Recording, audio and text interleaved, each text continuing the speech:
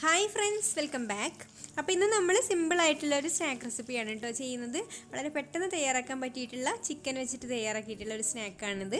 ഇപ്പോൾ ഇഫ്താറിൻ്റെ സമയത്തോ അല്ലെങ്കിൽ 4 മണി ചായയുടെ കൂടെയൊക്കെ കഴിക്കാൻ പറ്റിയിട്ടുള്ള ഒരു അടിപൊളി സ്നാക്കാണ്. കുട്ടികൾക്കൊക്കെ ഒരുപാട് ഇഷ്ടമാവും. അപ്പോൾ നമുക്ക് എങ്ങനെയാണിത് തയ്യാറാക്കുക എന്നുള്ളതൊന്ന് കണ്ടു നോക്കാം.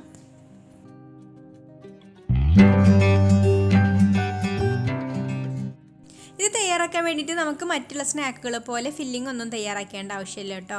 ഒരൊറ്റ മാവ് മാത്രം തയ്യാറാക്കിയാൽ മതി. അപ്പോൾ ഞാനിവിടെ ഒരു പാൻ അടുപ്പത്ത് വെച്ചിട്ടുണ്ട്. അതിലേക്ക് നമുക്ക് 1 ടേബിൾ സ്പൂൺ ബട്ടർ ഇട്ട് കൊടുക്കാം. ഇനി ബട്ടർ ഇല്ലെങ്കിൽ ഓയിൽ ഒഴിച്ചെടുത്താലും മതി കേട്ടോ. ഏതാണോ നിങ്ങൾ ഉപയോഗിക്കുന്ന ഓയിൽ അത് ഒഴിച്ചെടുത്താൽ മതി. ഇപ്പോൾ ബട്ടർ ഇവിടെ നന്നായിട്ട് മെൽറ്റായി വന്നിട്ടുണ്ട്. ഇനി നമുക്കിതിലേക്ക് ഒരു സവാള അതുപോലെ ചെറുതായിട്ട് അരിഞ്ഞതിട്ട് കൊടുക്കാം. ഇനി നമുക്ക് ഈ സവാള ഒന്ന് വഴറ്റിയെടുക്കണം. ഒരുപാട് വഴന്ന് കുഴഞ്ഞു പോകുന്നു വേണ്ട, ചെറുതായിട്ടൊന്ന് വഴറ്റിയെടുത്താൽ മതി. ഇതിലേക്ക് പാകത്തിനുള്ള ഉപ്പ് ചേർത്ത് കൊടുക്കാം. പിന്നെ 1/2 ടീസ്പൂണ് ഇഞ്ചി വെളുത്തുള്ളി പേസ്റ്റ് ചേർത്ത് കൊടുക്കുന്നുണ്ട്. അതുപോലെ 1 ടേബിൾ സ്പൂണ് ക്രഷ്ഡ് ചില്ലി ചേർത്ത് കൊടുക്കുന്നുണ്ട് കേട്ടോ. വറ്റൽമുളക് ഒന്ന് ക്രഷ് ചെയ്തെടുത്തതാണ്. അപ്പോൾ ഞാൻ കുറച്ച് സ്പൈസി ആയിട്ടാണ് ഉണ്ടാക്കുന്നത്. അപ്പോൾ നിങ്ങൾക്ക് ഇത്രയ്ക്ക് എരിവ് വേണ്ടാന്നുണ്ടെങ്കിൽ 1 ടീസ്പൂണ് വറ്റൽമുളക് ക്രഷ് ചെയ്തതൊക്കെ ചേർത്ത് കൊടുത്താൽ മതി. അപ്പോൾ വറ്റൽമുളക് തന്നെ ചേർത്ത് കൊടുക്കുകയാണ് കേട്ടോ ഏറ്റവും ടേസ്റ്റ് ഇതിന്. അപ്പോൾ നിങ്ങൾ വിചാരിക്കുന്നുണ്ടാവും അപ്പോൾ അതിന് പകരം മുളക് പൊടി ചേർത്ത് കൊടുത്താൽ പോരെയെന്ന്. പക്ഷേ രണ്ടും ടേസ്റ്റിന് വ്യത്യാസമുണ്ട്. ഈ ക്രഷ്ഡ് ചില്ലി ചേർത്ത് കൊടുക്കുമ്പോൾ അതിന് പ്രത്യേക ഒരു ഫ്ലേവർ തന്നെ കിട്ടുന്നുണ്ട്. ഇനി നമുക്കിതിലേക്ക് എല്ലില്ലാതെ ഇതുപോലെ ചെറുതായിട്ട് പീസാക്കി എടുത്തിട്ടുള്ള ചിക്കൻ ചേർത്ത് കൊടുക്കാം. എന്നിട്ട് നന്നായിട്ടൊന്ന് വഴറ്റിയെടുക്കുക.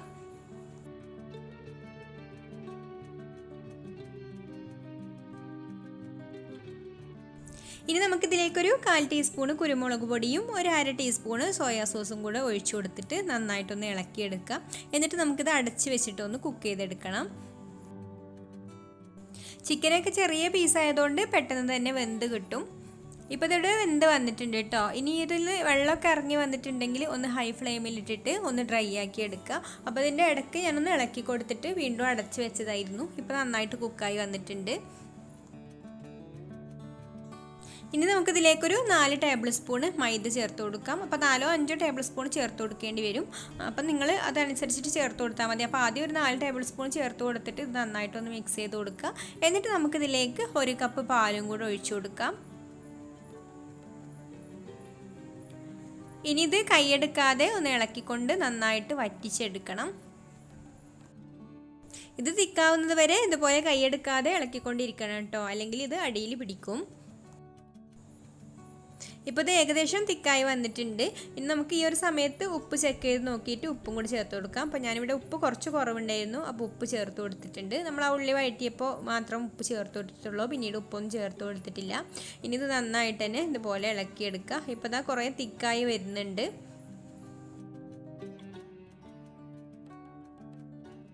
അപ്പോൾ പെട്ടെന്ന് തിക്കാവാൻ വേണ്ടിയിട്ട് ഞാൻ ഇതിലേക്ക് ഈ ഒരു സമയത്ത് 1 ടേബിൾ സ്പൂണും കൂടെ മൈദ ചേർത്ത് കൊടുക്കുന്നുണ്ട്. അപ്പോൾ നമ്മളിതിൽ മൊത്തം 5 ടേബിൾ സ്പൂണാണ് കേട്ടോ മൈദ ചേർത്ത് കൊടുത്തത്. എന്നിട്ട് ഇതാ ഇതുപോലെ ആക്കിയെടുക്കണം.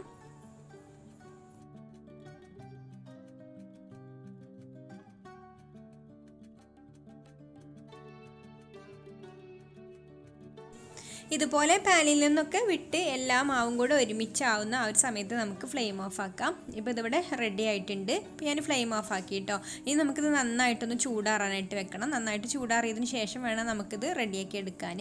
അപ്പോൾ ഞാനിത് പെട്ടെന്ന് ചൂടാറാൻ വേണ്ടിയിട്ട്, അപ്പോൾ നോമ്പൊക്കെ ആകുമ്പോൾ അധികം സമയമൊന്നും ഉണ്ടാവില്ല നമുക്കിത് വെയിറ്റ് ചെയ്യാനായിട്ട്. ഇത് ചൂടാറാൻ കുറച്ച് സമയം എടുക്കും ഇതുപോലെ ഇരിക്കുമ്പോൾ.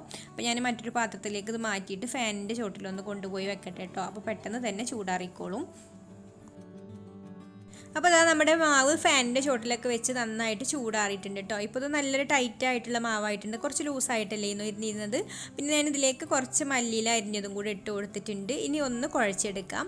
ഇപ്പോൾ ഇത് കുറച്ച് കണ്ടോ തിക്കായി വന്നിട്ടുണ്ട്. നമ്മളെടുത്ത ആ ഒരു സമയത്ത് കുറച്ച് ലൂസായിട്ടല്ലേ ഇരുന്നിരുന്നത്. അപ്പോൾ തണുത്ത് കഴിയുമ്പോൾ ഇതുപോലെ ഒന്നും കൂടെ ടൈറ്റായിട്ട് കിട്ടും.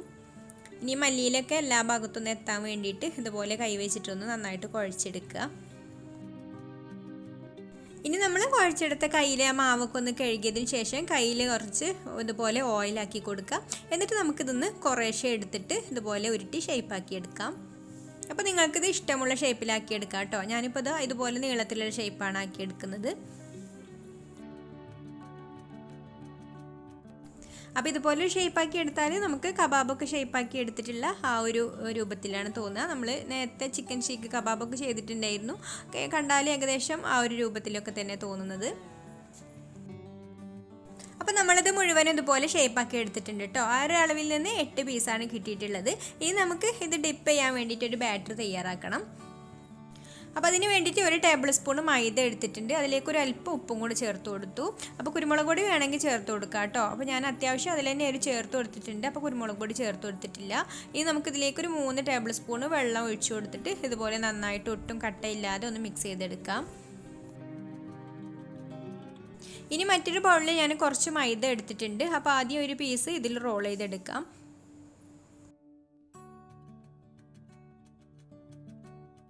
എന്നിട്ട് നമുക്ക് ഈ ഒരു ബാറ്ററിൽ മുക്കിയെടുത്തിട്ട് ബ്രെഡ് ക്രംസിൽ കോട്ട് ചെയ്തെടുക്കാം.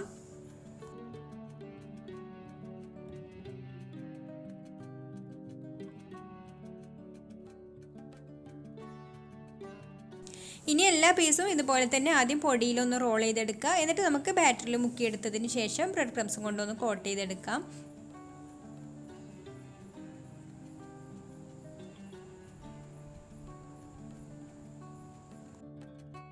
അപ്പോൾ എല്ലാം ഇവിടെ റെഡി ആയിട്ടുണ്ട്. ഇനി നമുക്ക് പൊരിച്ചെടുക്കുന്ന പണി മാത്രമേ ഉള്ളൂ. അപ്പോൾ എണ്ണ ചൂടാവാനായിട്ട് വെച്ചിട്ടുണ്ട്. ഇനി നമുക്കിത് ചൂടായിട്ടുള്ള എണ്ണയിലേക്ക് ഇട്ട് കൊടുക്കാം. അപ്പോൾ ഈ ഒരു സമയത്ത് എണ്ണ നന്നായിട്ട് ചൂടായിട്ടുണ്ടെങ്കിൽ മീഡിയം ഫ്ലെയിമിലിട്ടിട്ട് ഫ്രൈ ചെയ്തെടുക്കുക കേട്ടോ. കാരണം പെട്ടെന്ന് തന്നെ ഇതിൻ്റെ പുറം ഭാഗം കരിഞ്ഞു പോവും, ബ്രെഡ് ക്രംസ് അല്ലേ. അപ്പോൾ ഒരു മീഡിയം ഫ്ലെയിമിലിട്ടിട്ട് ഫ്രൈ ചെയ്തെടുത്താൽ മതി. എണ്ണ ഇപ്പോൾ ഇവിടെ നന്നായിട്ട് ചൂടായിട്ടുണ്ട്. അപ്പോൾ ഞാൻ പെട്ടെന്ന് തന്നെ ഇതെല്ലാം മറിച്ചിട്ട് കൊടുക്കട്ടെ, അല്ലെങ്കിൽ ഇത് ഒരു ഭാഗം നല്ല കളറായി പോവും. അപ്പോൾ എല്ലാ ഭാഗവും ഒരുപോലെ കളറായി കിട്ടാൻ വേണ്ടിയിട്ട് ഇടയ്ക്ക് ഇതുപോലെ ഒന്ന് റോൾ ചെയ്തെടുക്കണം. ഇപ്പോൾ ഫ്ലെയിം കുറച്ച് വെച്ചിട്ടുണ്ട് കേട്ടോ. അപ്പോൾ നന്നായിട്ട് ചൂടായിട്ടുണ്ടെങ്കിൽ ഫ്ലെയിം കുറച്ച് വെച്ചിട്ട് ഫ്രൈ ചെയ്തെടുക്കുക.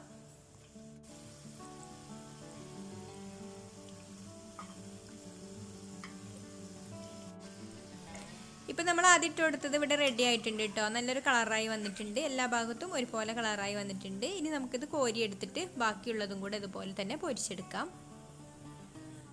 അപ്പോൾ ചിക്കനൊക്കെ ഉണ്ടെങ്കിൽ പെട്ടെന്ന് തയ്യാറാക്കാൻ പറ്റിയിട്ടുള്ള നല്ലൊരു സ്നാക്കാണിത്. നല്ല ടേസ്റ്റി ആയിട്ടുള്ള സ്നാക്കാണ്. അപ്പോൾ എല്ലാവരും ട്രൈ ചെയ്ത് നോക്കുക. അപ്പോൾ നിങ്ങൾക്ക് ഈ ഒരു റെസിപ്പി ഇഷ്ടമായിട്ടുണ്ടെങ്കിൽ ഒന്ന് ലൈക്ക് ചെയ്യുക, അതുപോലെ ഷെയർ ചെയ്യുക, നിങ്ങളുടെ അഭിപ്രായങ്ങളൊക്കെ കമൻറ്റ് ചെയ്യുക. പിന്നെ എൻ്റെ ചാനൽ സബ്സ്ക്രൈബ് ചെയ്യാത്തവരാണെങ്കിൽ ഒന്ന് സബ്സ്ക്രൈബും കൂടെ ചെയ്ത് സപ്പോർട്ട് ചെയ്യണേ. അപ്പോൾ ഇനി മറ്റൊരു നല്ല റെസിപ്പിയുമായിട്ട് അടുത്ത വീഡിയോയിൽ കാണാം. താങ്ക്